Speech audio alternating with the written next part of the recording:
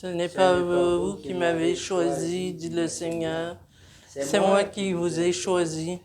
Je vous ai mis à cette place afin que vous partiez, que vous donniez du fruit et votre fruit demeure. Alléluia. Au nom du Père et du Fils et du Saint-Esprit, la grâce de Jésus-Christ notre Seigneur, l'amour de Dieu le Père et la communion de l'Esprit Saint soient toujours avec vous. Et avec votre esprit. Aujourd'hui, 14 mai, nous célébrons la fête de Saint Matthias, un apôtre. Et on sait que Matthias a remplacé Judas pour compléter le collège apostolique. Alors, on va rendre grâce au Seigneur pour le travail que Matthias a réalisé certainement dans l'église naissante, mais aussi louer le Seigneur pour le don des apôtres à son église, les apôtres qui ont permis de prolonger la mission de Jésus et la mission de Jésus qui sévit encore aujourd'hui. En début de cette célébration eucharistique, tournons-nous vers la miséricorde du Père.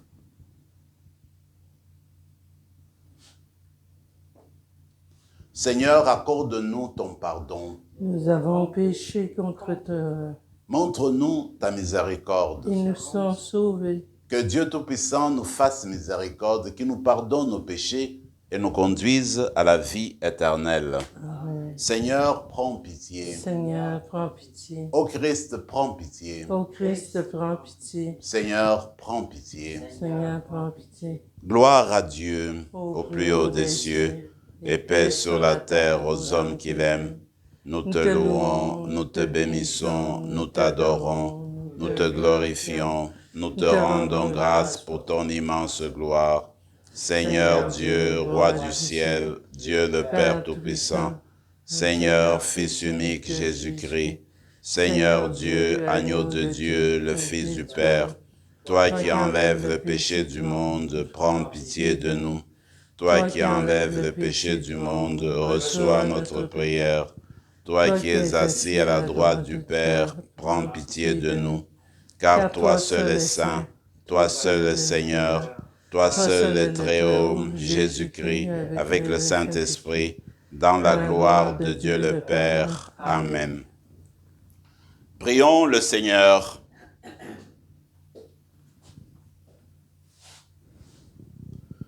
Dieu qui a choisi Saint Matthias pour compléter le collège des apôtres, accorde-nous à sa prière, puisque ton amour nous appelle d'être un jour au nombre des élus.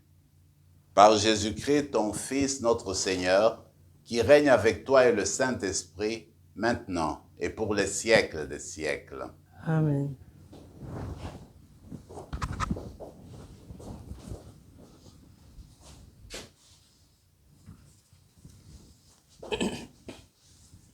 Lecture du livre des Actes des Apôtres.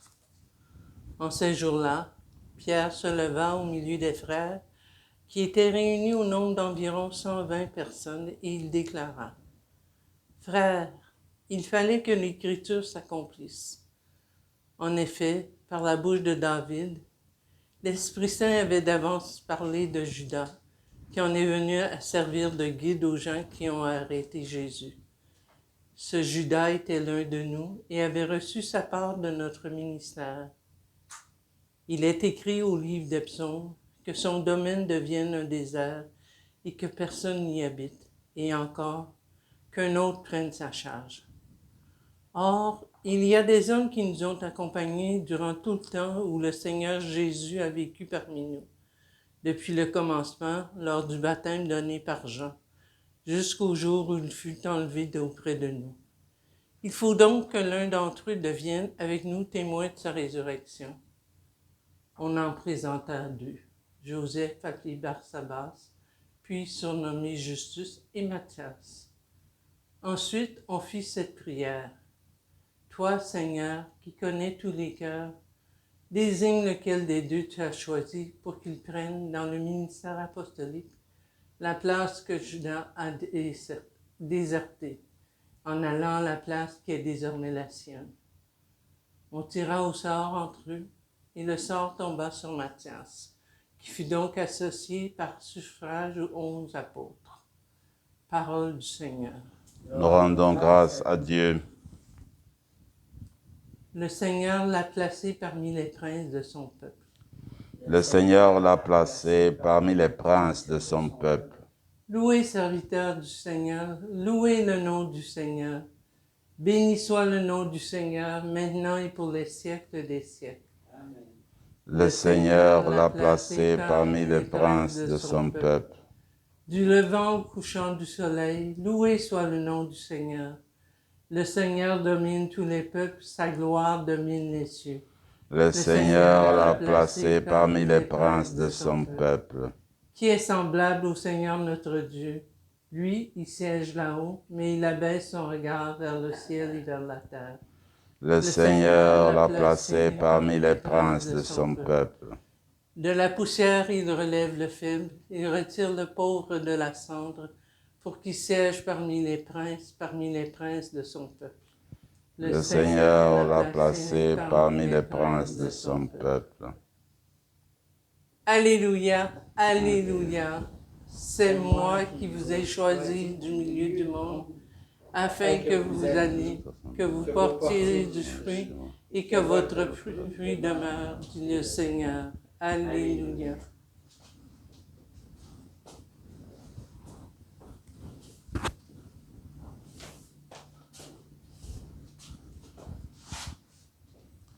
Le Seigneur soit avec vous. Et avec votre esprit. Évangile de Jésus-Christ selon saint Jean. Gloire à toi, Seigneur. En ce temps-là, Jésus disait à ses disciples, « Comme le Père m'a aimé, moi aussi je vous ai aimé. Demeurez dans mon amour. Si vous gardez mes commandements, vous demeurerez dans mon amour. Comme moi, j'ai gardé les commandements de mon Père et je demeure dans son amour. Je vous dis cela pour que ma joie soit en vous et que votre joie soit parfaite. Mon commandement le voici. Aimez-vous les uns les autres comme je vous ai aimé. Il n'y a pas de plus grand amour que de donner sa vie pour ceux qu'on aime. Vous êtes mes amis si vous faites ce que je vous commande. Je ne vous appelle plus serviteur, car le serviteur ne sait pas ce que fait son maître. Je vous appelle mes amis, car tout ce que j'ai entendu de mon Père, je vous l'ai fait connaître. Ce n'est pas vous qui m'avez choisi, c'est moi qui vous ai choisi et établi afin que vous alliez, que vous portiez du fruit et que votre fruit demeure. Alors, tout ce que vous demanderez au Père en mon nom, il vous le donnera. Voici ce que je vous commande, c'est de vous aimer les uns les autres. Acclamons la parole du Seigneur. Louange à toi, Seigneur Jésus.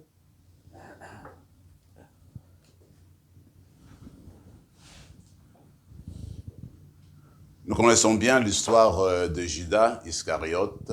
Il était parmi les 12.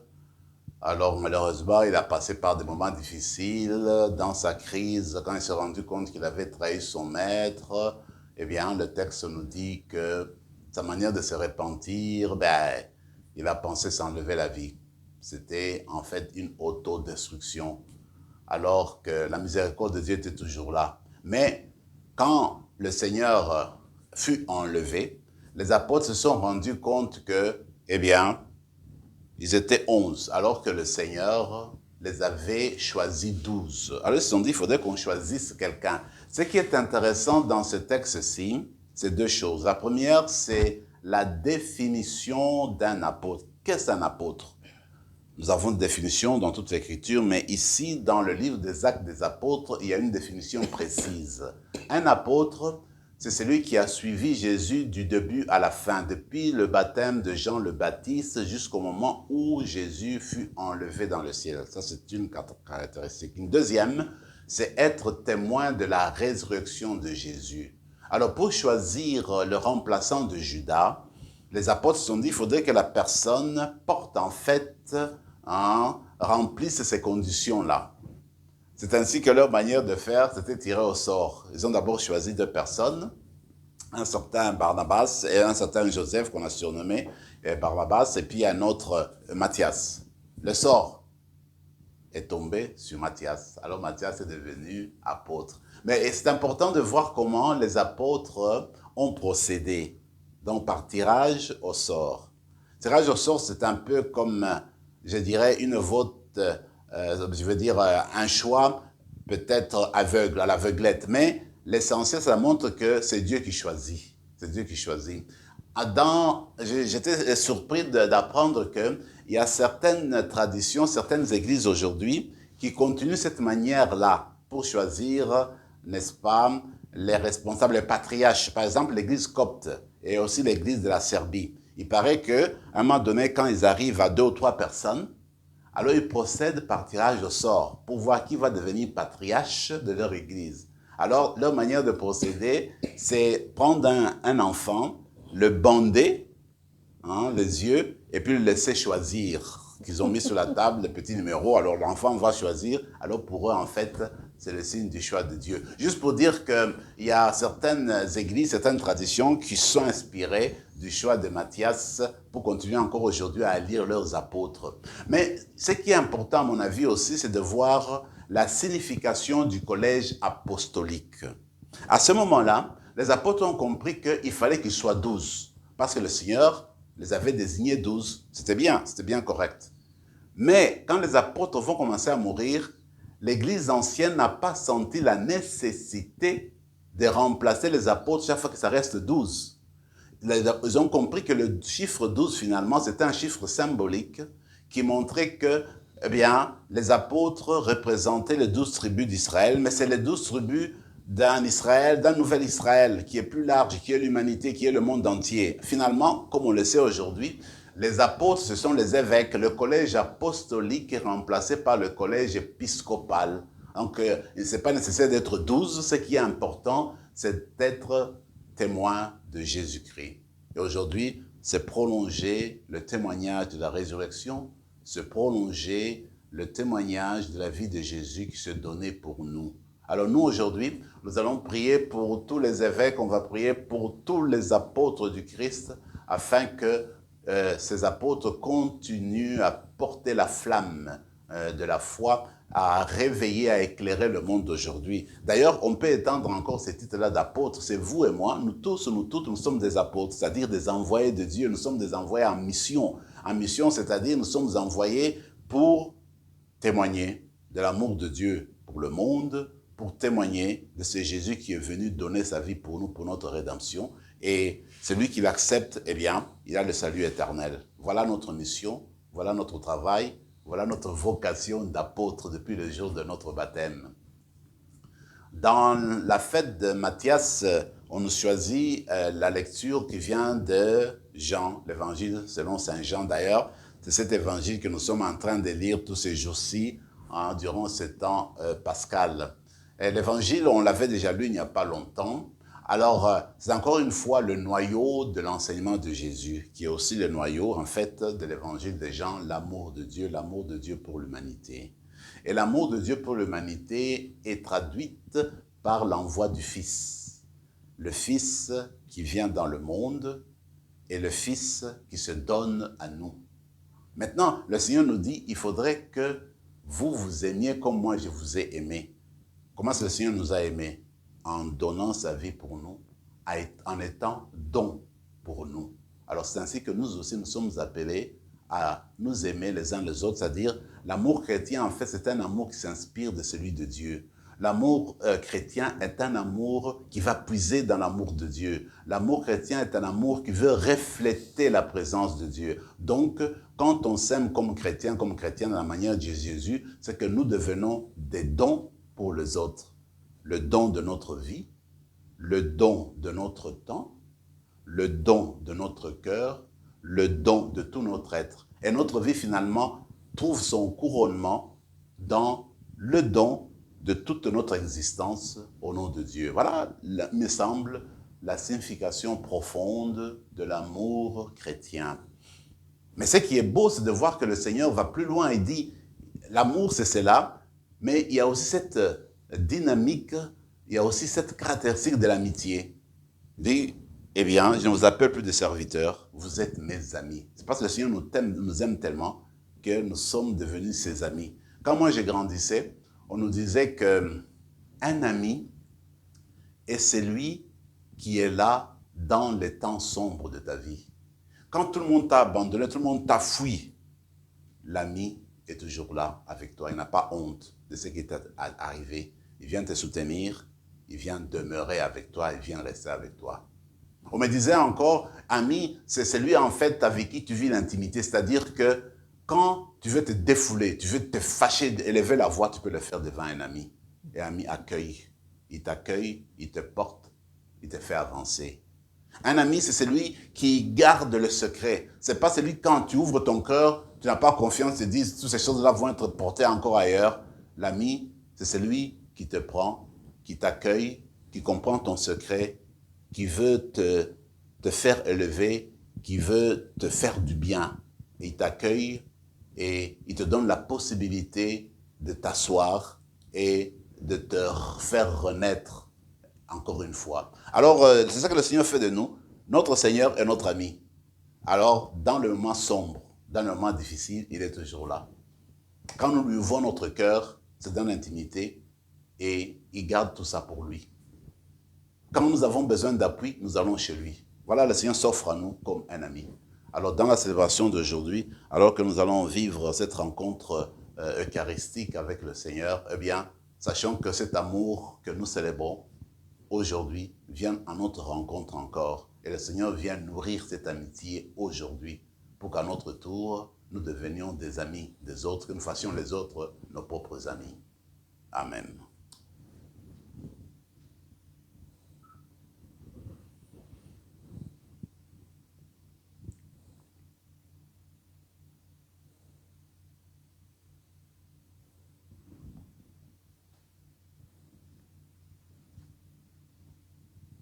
Tu es béni, Seigneur, Dieu de l'univers, toi qui nous donnes ce pain, fruit de la terre et du travail des hommes et des femmes. Nous te le présentons, il deviendra le pain de la vie. Béni soit Dieu maintenant, toujours.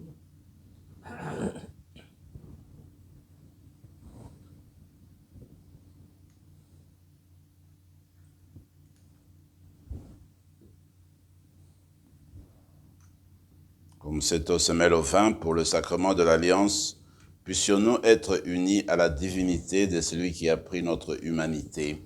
Tu es béni, Seigneur, Dieu de l'univers, toi qui nous donnes ce vin, fruit de la vigne et du travail des hommes et des femmes. Nous te le présentons, il deviendra le vin du royaume éternel. Béni soit Dieu maintenant, toujours.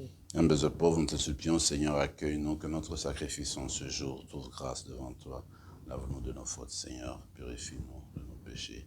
Prions ensemble, mes frères et mes sœurs, au moment d'offrir le sacrifice de toute l'Église. La gloire de Dieu, le salut du monde. Reçois l'offrande que ton Église te présente, Seigneur, pour la fête de Saint Matthias, et donne-nous d'y puiser plus de force et de vigueur, par Jésus le Christ, notre Seigneur. Amen. Le Seigneur soit avec vous. Et avec votre esprit, Élevons notre cœur. nous le tournons vers le Seigneur. Rendons grâce au Seigneur notre Dieu. Cela est juste et bon. Vraiment, il est juste et bon de te rendre gloire, de t'offrir notre action de grâce toujours et en tout lieu.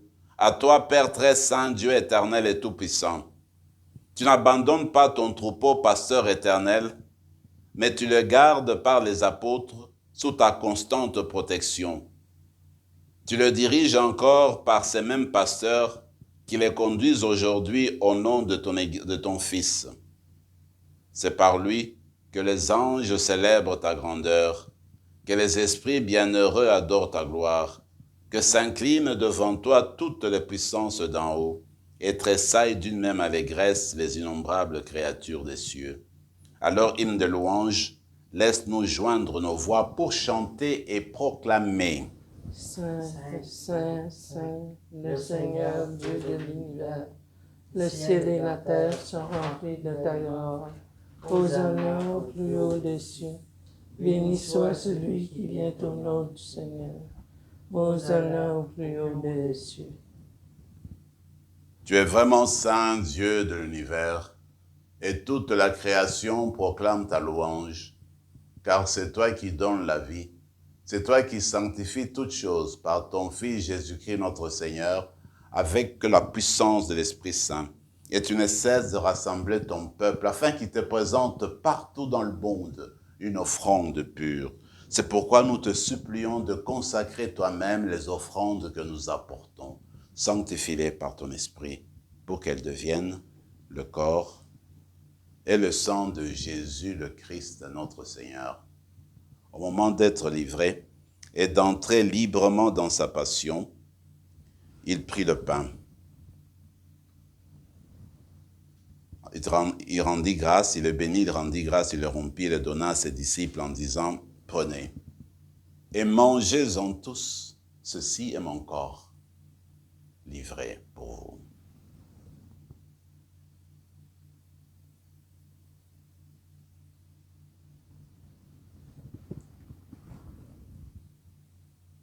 De même, à la fin du repas, il prit la coupe. En te rendant grâce, il la bénit et la donna à ses disciples en disant, « Prenez et buvez-en tous, car ceci est la coupe de mon sang, le sang de l'alliance nouvelle et éternelle, qui sera versé pour vous et pour la multitude en rémission des péchés. Vous ferez cela en mémoire de moi. »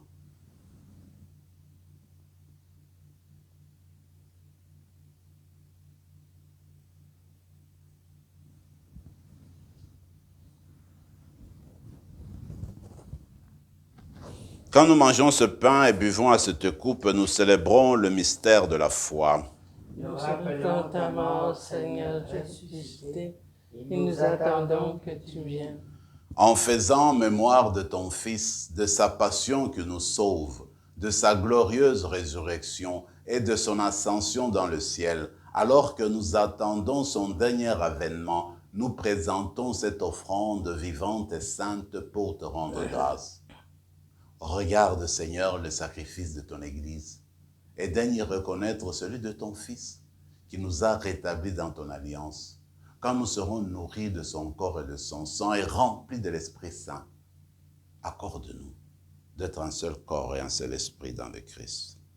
Que l'Esprit Saint fasse de nous une éternelle offrande à ta gloire, pour que nous obtenions un jour les biens du monde à venir, auprès de la Vierge Marie, la bienheureuse Mère de Dieu, avec Saint Joseph, son époux, avec les apôtres, les martyrs, Saint Matthias et tous les saints qui ne cessent d'intercéder pour nous. Et maintenant, nous te supplions, Seigneur, par le sacrifice qui nous réconcilie avec toi, étends au monde entier le salut et la paix, affermis la foi et la charité de ton Église au long de son chemin sur la terre. Veille sur ton serviteur, le pape François, notre évêque Marcel, l'ensemble des évêques, les prêtres, les diacres et tout le peuple des rachetés. Écoute les prières de ta famille assemblée devant toi et ramène à toi, Père très aimant, tous tes enfants dispersés. Pour nos sœurs et frères défunts, pour les hommes et pour les femmes qui ont quitté ce monde dont tu connais la droiture, nous te prions. Reçois-les dans ton royaume, où nous espérons être comblés de ta gloire, tous ensemble et pour l'éternité, par le Christ notre Seigneur, par qui tu donnes au monde toute grâce et tout bien. Par lui, avec lui et en lui, à toi, Dieu le Père Tout-Puissant, dans l'unité du Saint-Esprit, tout honneur et toute gloire pour les siècles des siècles. Amen. Comme l'avons appris du Sauveur et selon son commandement, nous osons dire, Notre Père qui es aux cieux, que ton nom soit sanctifié, que ton règne vienne, que ta volonté soit faite sur la terre comme au ciel. Donne-nous aujourd'hui notre pain de ce jour. Pardonne-nous nos offenses comme nous pardonnons aussi à ceux qui nous ont offensés. Et ne nous laisse pas entrer en tentation, mais délivre-nous du mal. Délivre-nous de tout mal, Seigneur, et donne la paix à notre temps. Par ta miséricorde, libère-nous du péché, rassure-nous devant les épreuves en cette vie où nous espérons le bonheur que tu promets et l'avènement de Jésus-Christ, notre Sauveur. Car c'est à toi qu'appartiennent le règne, la puissance et la gloire pour les siècles des siècles. Seigneur Jésus-Christ, tu as dit à tes apôtres, je vous laisse la paix, je vous donne ma paix. Ne regarde pas nos péchés, mais la foi de ton Église, pour que ta volonté s'accomplisse. Donne-lui toujours cette paix et conduis-la vers l'unité parfaite, toi qui règnes pour les siècles des siècles. Amen. Que la paix du Seigneur soit toujours avec vous. Et avec votre esprit, Agneau de Dieu, qui enlève le péché du monde, prends pitié de nous. que le corps Agneau de Dieu, qui enlève le péché du monde, réunis en ce coup, prends pitié de nous. nourrissons-nous la vie Agneau de Dieu, qui éternelle. enlève le péché du monde, donne-nous la paix. Seigneur Jésus-Christ, que cette communion à ton corps et à ton sang n'entraîne pour nous ni jugement, ni condamnation, mais qu'elle soutienne notre esprit et notre corps et nous donne la guérison. Heureux les invités au repas du Seigneur, voici l'apôtre de Dieu. Il est l'agneau de Dieu qui enlève le péché du monde. Seigneur, je ne suis pas digne de te recevoir, mais dis seulement une parole et je serai guéri. Que le corps et le sang de Christ nous gardent pour la vie éternelle. Amen.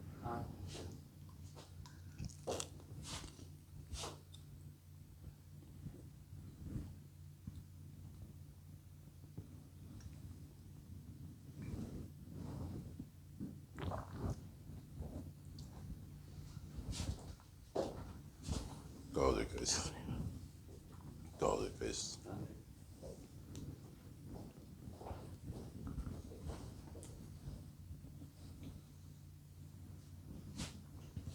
En cette belle fête de l'apôtre Matthias, le Seigneur est venu encore une fois à notre rencontre. Il est descendu au plus profond de nous-mêmes.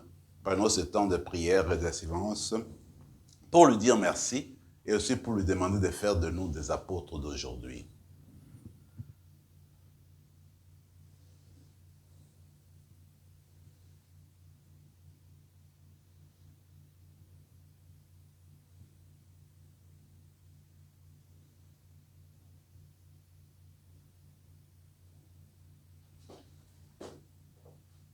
Voici mon commandement, dit le Seigneur. Aimez-vous les uns les autres comme je vous ai aimés. Alléluia. Prions encore le Seigneur. Ne cesse pas, Seigneur, de nous combler de tes dons. Accorde-nous, à la prière de Saint Matthias, d'avoir part à l'héritage des saints dans la lumière, par Jésus le Christ notre Seigneur. Amen. Le Seigneur soit avec vous. Et avec votre esprit. Et que Dieu Tout-Puissant vous bénisse, le Père, le Fils et le Saint-Esprit. Amen. Allez dans la paix du Christ. Nous rendons grâce à Dieu.